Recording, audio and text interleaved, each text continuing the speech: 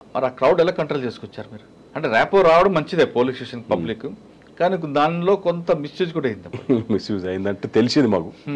నేను పనిచేసినప్పుడు తెలంగాణ మూమెంట్ మేము ఇంపార్టెంట్ ఫోకస్ అదే ఉండేప్పుడు. ఎక్కడ అరెస్ట్ తీసుకొచ్చి మీ దగ్గర పడేయడం కంచన్ బాబు అది డంప్ యార్డ్ లాగా ఉండదు. ఇప్పుడున్న సోకాల్డ్ ఎమ్మెల్యే చాలా మంది కూడా పాపం మా దగ్గరికి తీసుకొచ్చారు.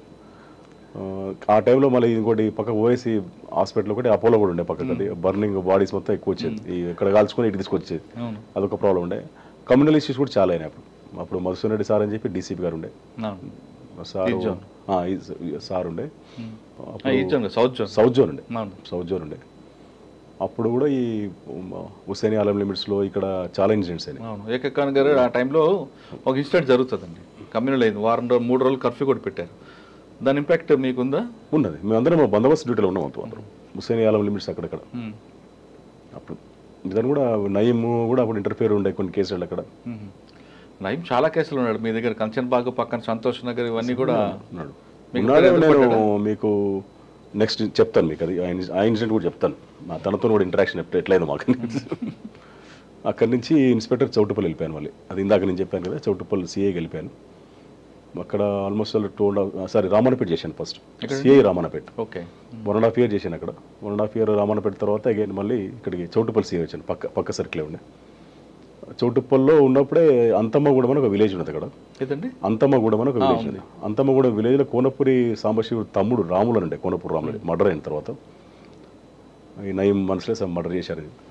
అతను నేను ఉన్నప్పుడు చాలాసార్లు వచ్చాడు పోలీస్ స్టేషన్, వాటితో హాని ఉంది, థ్రెట్ అని చెప్పి, లైఫ్ థ్రెట్ అని చెప్పని. కోనపూరి రాములు ఆ విలేజ్లో ఈయనను అటాక్ చేయడానికి నైట్ ఒక ప్రోగ్రామ్ ఉండే ఇక్కడ, ధూమ్ధామ్ ప్రోగ్రామ్ ఉండే, తెలంగాణ టైం అది, తెలంగాణ మూమెంట్ మంచి నడుస్తు స్టార్టింగ్ స్టేజ్లో అది. అక్కడికి ఒక డిఫరెంట్ గ్యాంగ్స్ ఒక 12 members పంపించాడు నయీం. అంటే ఒక పర్సన్కు సేమ్ పర్సన్ చంపడానికి అటాక్ పోతున్నాడు తెలియదు. అది ఆపరేషన్ అట్లుంటుంది నయీంది. ఎలా మళ్ళీ చెప్పండి. సపోజ్ నేను నయీం ఎవరైనా చంపాదలుచుకుంటే పర్సన్స్ హైర్ చేస్తారు కదా, హైర్ చేసిన పర్సన్స్కి ఒకరికి పరిచయం ఉండదు, మళ్ళీ టార్గెట్ ఒకటే ఉంటుంది, అది చెప్పడు టార్గెట్ అది. అంటే ఒకటి మిస్ అయినా ఇంకోటి వేయాలండి, అది అట్లా ఉంటుంది స్కెచ్ అది. ఓకే, నేను ఉన్నప్పుడే అప్పుడు నేను ఇది మన రామన్నపేట సీఏ ఉన్నప్పుడు కూడా ఒక ఇన్సిడెంట్ జరిగింది. ఒక ఇంట్లో వాని టార్గెట్ ఒక ఇద్దరిని చంపాలనుకునేవాడు, 2-3 పాములు ఇచ్చిండాడు. అది ఈ టైప్ ఆ నేచర్ అక్కడ చూడలేదు ఫస్ట్ టైం. అది పాముల్లో కూడా వెళ్ళి మనం కాడేస్తే ఏం కేసు పెడతాం, మేము ఏం కేసు పెట్టాలి చెప్పండి, మాకు తెలుసు అది నయీం అని. అది బ్లాక్ కోబ్రా అని చేస్తుంది. ఆ ఇన్సిడెంట్ కూడా చూశాను నేను. అయితే ఈ అంతమ్మగూడెం విలేజ్లో అప్పుడు అది ట్రేస్ చేసినాం మేము. ట్రేస్ చేసి బిఫోరే వాడిని అరెస్ట్ చేస్తే పాప అతను ఊరికి రాలే, కోనపూరి రాములు అని వెళ్ళిపోయాడు. వెళ్ళిపోయిన తర్వాత మేము ఎవరిని అరెస్ట్ చేశారు మీరు? కొంతమంది నయీం అనుచరులు, వాళ్ళు ఏమన్నారండి? కన్ఫ్యూషన్ 11 members అరెస్ట్ చేసినాం మేము. 11 members ఆయన పంపించాడు. 11 members డిఫరెంట్ పబ్లిక్. మళ్ళీ అందులో కొంతమంది సరెండర్ నక్సలైట్స్ కూడా ఉండేవాళ్ళు అక్కడ, మన ఆల్ లిమిట్స్ అక్కడ. కొందరి దగ్గర వెపన్స్ కూడా రికవర్ చేసినాం అప్పుడు మేము, టపంచా వెపన్స్ అవన్నీ రికవర్ చేసిన తర్వాత రిమాండ్ చేసినాం. యాక్చువల్గా నేను పెట్టిన కేసులో నయీమే. నైట్లో థ్రెట్ చేస్తుండే మాకు, నేను లేపేస్తాము, చంపుతావు, నువ్వు హైదరాబాద్ పోతుంటావు కదా అని చెప్పాను 3 సార్లు. ఫోన్ కూడా చేశాడు, థ్రెట్ కూడా చేసాడు బాబు. ఎస్పీ గారు కూడా చెప్తే పోస్ట్ పెట్టుకోండి, నాకేమైతే సరైన ప్రాబ్లం ఉండకపోయాయని చెప్పి. అంత పెద్ద నెగ్లియరే ఉంటుంది, పెద్ద పట్టించుకోకపోతుంది. కాకపోతే ఏంటంటే ప్రభాకర్ సార్ అండి, కాకపోతే ఏంటంటే ఎప్పుడు కూడా పోలీసు జోలికి ఎప్పుడు రాలే. ఒకటే నాకుంటే తిరుపతి సార్ అడిగిన నేను, అయితే మన దగ్గరైతే రాడని చెప్పన్నాడు. ఫస్ట్ కొంచెం బ్రైబ్ చేస్తే ట్రై చేసి ఉన్నాను, నేను ఒప్పుకోలేకపోయేసరికి ఈ విధంగా థ్రెటనింగ్ స్టార్ట్ అయింది. ఏమని ఇచ్చాడండి? ఏదో చంపుతామని బెదిరించాడు. తర్వాత కంటిన్యూ కాల్స్ వచ్చినాయి. తర్వాత వాడు అబ్స్కాండింగ్ కూడా నేను అక్కడి నుంచి వెళ్ళిపోయాను. వాడు చంపుతామని బెదిరించినప్పుడు మీరేమన్నారు? ఏమనలేదు. ఏమన్నానంటే అది నేను కొంచెం ఆర్షినే మాట్లాడాను. సాధారణంగా పోలీసుల సపోర్ట్ తోనే వాడు రెచ్చిపోతాడు కదా, అటువంటి పోలీసులు. ఈ కేసు ఒక డిఫరెంట్.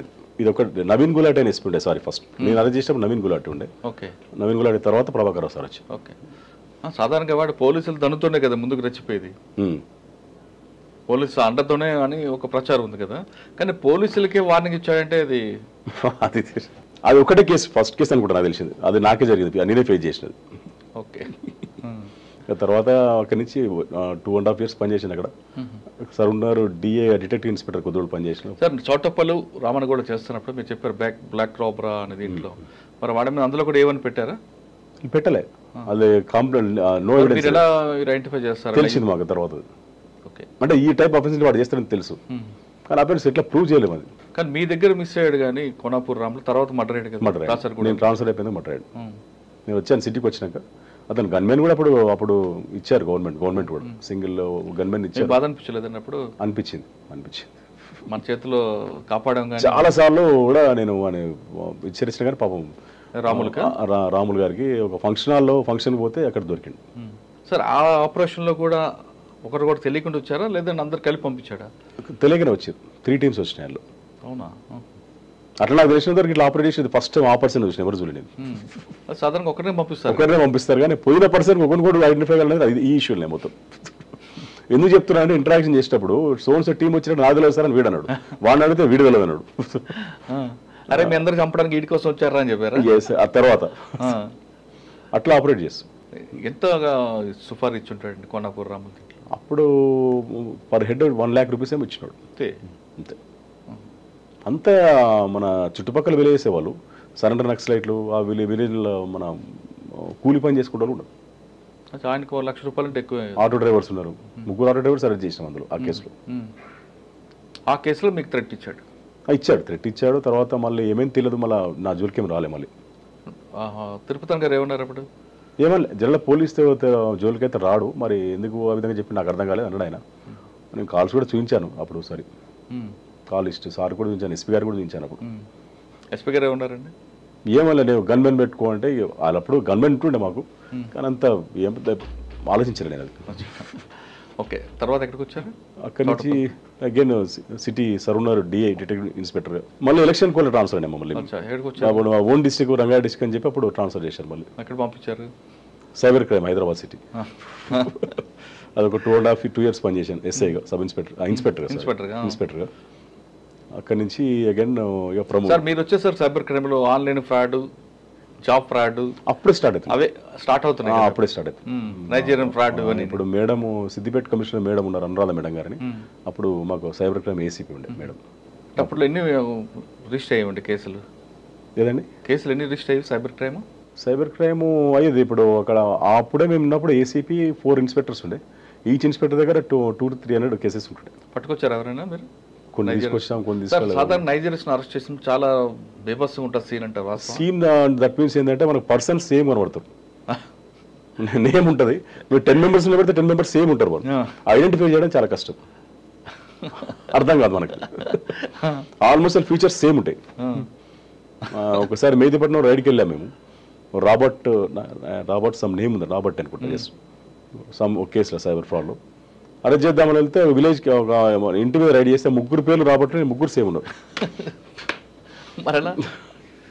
ఆ కాల్ లిస్ట్తో తీసాం లాస్ట్కి. అది కాల్ లిస్ట్లో కొన్ని మోల్డ్స్ ఉండే, ఆ మోల్డ్స్ మనకు కూడా కనబడేది అసలు. యాక్చువల్గా బ్లాక్ ఉంటుంది, వాళ్ళు కనబడదు, కానీ ఏమో ఫైండ్ అవుట్ అయింది. అట్లా కొంచెం కన్ఫ్యూజ్ ఉంటుంది. అప్పుడు మీరు అనేది సైబర్ క్రైమ్ అప్పుడు ఇష్యూస్ వేరే, ఇప్పుడు ఇష్యూస్. అప్పుడేమో మీరు అన్నట్టు బయట నైజీరియన్ చేసేది, కానీ ఇప్పుడు సరౌండింగ్ వల్లే చేస్తున్నాం. పెరిగిపోయింది ఇప్పుడు సైబర్. ఇదే మనకి పెద్ద ఛాలెంజ్. మన ఫ్యూచర్లో అయితే మెయిన్ అదే సైబర్ క్రైమ్ అనేది వెరీ వెరీ ఇంపార్టెంట్. అది ganja important, drugs important, cyber crime important. ఇది మాత్రం ఫ్యూచర్లో చాలా very dangerous. Sir cyber crime తర్వాత ఎక్కడికి వచ్చారండి? Special branch Hyderabad city. Okay, ఎంతకాలం? అదొక 3 years చేశాను. ఓకే, తర్వాత 3 years ఆ నుంచి promotion, ACP promotion. ACP traffic Balanagar చేసాను. ట్రాఫిక్ ఏసీపీ బాలానగర్ చేసాను. అంటే మీరు ఉప్పల్ తర్వాత బాలానగర్ వచ్చారు? ఉప్పల్ ట్రాఫిక్ చూసారు, చేసిన కాచిగూడ ట్రాఫిక్ చేసిన, మళ్ళీ ఏసీపీ బాలనగర్ చేసిన. అంతకన్నా పెద్దదే ఇది బాలనగర్ కూడా. బాలనగర్ అంటే ఇప్పుడు మాకు ఇప్పుడు ఈ మేడ్చల్ కంప్లీట్ వచ్చేది. మేడ్చల్ ఇప్పుడు సపరేట్ ఏసీపీ అయ్యాడు. అప్పుడు నేను చేసినప్పుడు నర్సాపూర్ క్రాస్ రోడ్ పెద్ద హెడేక్ ఉంటుంది మొత్తం ఉంటుంది కంప్లీట్. అదొక 8 months దానికి చేసాను కూడా బహుశా. అక్కడ ఎందుకంటే ఎక్కువ ఇష్యూస్ ఉంటాయి. నర్సాపూర్ క్రాస్ రోడ్ అవ్వచ్చు, లేదా విమల్ థియేటర్ ట్రాఫిక్ జామ్ అవుతుంది, లేదా బీబీఆర్ హాస్పిటల్. అక్కడ మెయిన్ ఏంటంటే మైగ్రెంట్ ఫెలోస్ ఎక్కువ ఉంటారు. నీకు ఆల్మోస్ట్ టోటల్ ఇండియా కనబడుతుంది నీకు అక్కడ. మధ్యలో కూడా మిస్ అయినా, సారీ, సనత్ నగర్ ఇన్స్పెక్టర్ కూడా చేశాను, ఎస్ఐ కూడా చేశాను. ఇది హరిశ్చందర్ సార్ అని ఉండే మాకు, సార్ దగ్గర పనిచేశాను. హరిశ్చంద్ర రెడ్డి, హరిశ్చంద్ర అంటే మీరు పాత పోలీసులు పనిచేస్తుంటారు. ఎస్, ఆ ఏరియా నాకు ఐడియా ఉందా. కొంచెం అంటే డిఫరెంట్ సెటిలర్స్ ఎక్కువ ఉంటారు, కంపెనీస్ ఎక్కువ, లాట్ ఆఫ్ కంపెనీస్ ఉన్నాయి కదా. బయట పబ్లిక్ చాలా మంది మైగ్రేట్ పబ్లిక్ ఎక్కువ అక్కడ, సెటిలర్స్. అట్లా ఆ విధంగా ట్రాఫిక్ అసలు అవేర్నెస్ ఏముండదు అక్కడ. మీరు ఇటు పోతే టువర్డ్స్ జీడిమెట్ల రోడ్ పోతే అది మరీ ఘోర అడ్డాడు, అసలు అవేర్నెస్ అసలు ఉండదు. ఇక మేడ్చల్ సుచిత్ర మీకు చాలా పెద్ద జంక్షన్. అప్పుడు మన సీఎం గారు ప్రోగ్రామ్ డైలీ ఉంటుండే మాకు ఆల్మోస్ట్ ఆల్. ఇది మనకు up to Shamirpet Gajwel border వరకు వస్తున్నాయి మాకు. ఓకే. టఫెస్ట్ డ్యూటీ అది. డైలీ ఆల్మోస్ట్ అలా మేము మొత్తం రోడ్ల మీద ఉంటుంటే మొత్తం. సార్ మీకు ఎక్కువ రోడ్డు మీద జాబ్ ఉంటుంది, ట్రాఫిక్ మీకు ఆఫీస్ అంటే కనిపించదు. మరి ఎలాగండి ఎంత ఇన్కన్వీనియన్స్ ఉంటుందా? మీరు ఎప్పటి నుంచి చూసినా సరే బాలనగర్లో నర్సాపూర్ క్రాస్ రెడదరు బండిలో కూర్చొని ఉండేవారు. నేను చాలాసార్లు చూసా. అయితే అటు లేదంటే నర్సాపూర్ రోడ్డు లేదంటే కుక్కటిపల్లి వై జంక్షన్ వైపు ఈ బళ్ళు మీకు వెహికలే ఆఫీసా? ఆల్మోస్ట్ వెహికలే అంటే ఏసీపీ లెవెల్లో ఉంటుంది అనుకోండి, ఇన్స్పెక్టర్స్ కూడా. మీకు ఏసీపీ లెవెల్లో కూడా అక్కడ ఫతేనగర్లో ఉండేది ఆఫీస్ అనుకుంటా. ఇందులోనే ఉండదు. మనం అది ఉండే కదా మనం టువర్డ్స్ జీడిమెట్ల రోడ్ ఉండే. అచ్చా పాత సిసిఎస్ లోపల ఉండదు అందులో. సిసిఎస్ ఐడియల్ కాలనీ లోపల ఉండే. తర్వాత బాలనగర్ తర్వాత అంటే బాలనగర్ నుంచి ఎక్సైజ్కి వెళ్ళిపోయాను. ఎక్సైజ్ 3 years చేశాను. అక్కడ ఏముందండి వర్క్? ఎక్సైజ్ టాస్క్ ఫోర్స్లో మనకి మెయిన్ ఇంపార్టెంట్ యాక్చువల్గా అక్కడ ఎక్సైజ్లో మా 4 పోస్టులు ఉంటాయి. 2 డిఎస్పీలు 2 ఇన్స్పెక్టర్స్. ఇవి మన డిప్యుటేషన్లో పనిచేయచ్చు. 1 అడిషనల్ ఎస్పీ ఆల్సో. ఈ 4 పోస్టు మనం సివిల్ పోలీస్ నుంచి అలా డిప్యుటేషన్లో పనిచేయచ్చు. అందులో కూడా అది కూడా బాగానే ఉంటుంది జాబ్ అది. అంటే దానిలో ఎన్ఫోర్స్మెంట్ ఉంటుంది, తర్వాత ఇన్కమ్ పర్పస్ గవర్నమెంట్ ఇన్కమ్ ఎట్లా రావాలి, మీ 2 రకాలు ఉంటుంది. అంటే గవర్నమెంట్ ఇన్కమ్తో పాటు ఆఫీసర్ ఇన్కమ్ కూడా ఉంటుంది అంటారు. అది ఎక్సైజ్ డిపార్ట్మెంట్లో మేము డిప్యుటేషన్కి వెళ్ళాము కదా. అందులో మెయిన్ ఇంపార్టెంట్ ఏంటంటే ఈ గంజా కేసెస్, తర్వాత ఎంఆర్పి రేట్స్ అని ఉంటాయి, తర్వాత ఇప్పుడు కల్తీ ఉంటుంది, మనం డైల్యూషన్ అంటారు దాన్ని. ఇప్పుడు మీరు ఎక్కువ బార్స్లో వెళ్తే లిక్కర్లో కూడా డైల్యూషన్ డైరెక్ట్ ఒరిజినల్ విస్కీ ఇయ్యాడు వాడు, కొంచెం డ్రింక్ వాడేస్టులు అలా వాటర్. ఎలా అంటే ఒకసారి చెప్పండి, ఒక బార్లోకి వెళ్ళాం అనుకోండి, బార్లోకి వెళ్తారు, ఒక పెగ్ తీసుకోవాలంటే అది ఒరిజినలా కాదా, ఎంత కరెక్ట్గా ఇస్తారని చెప్పండి. ఎలా మనం అంటే ఒక కస్టమర్ ఎలా ఐడెంటిఫై చేయాలి? కస్టమర్ ఐడెంటిఫై చేయలేదు. మీరు ఎలా చేస్తారు? మేము మిషనరీ ఉంటుంది మాకు. అది మాకు డౌట్ వస్తే దాన్ని ఎలా చేస్తుంటారు? వాటర్ కన్జ్యూమ్ మనకు మిషన్ తెలిసిపోతుంది. అది మన ముందు సీల్ ఓపెన్ చేస్తాడు కదా, అట్లా అనిపిస్తుంది మనకు. అది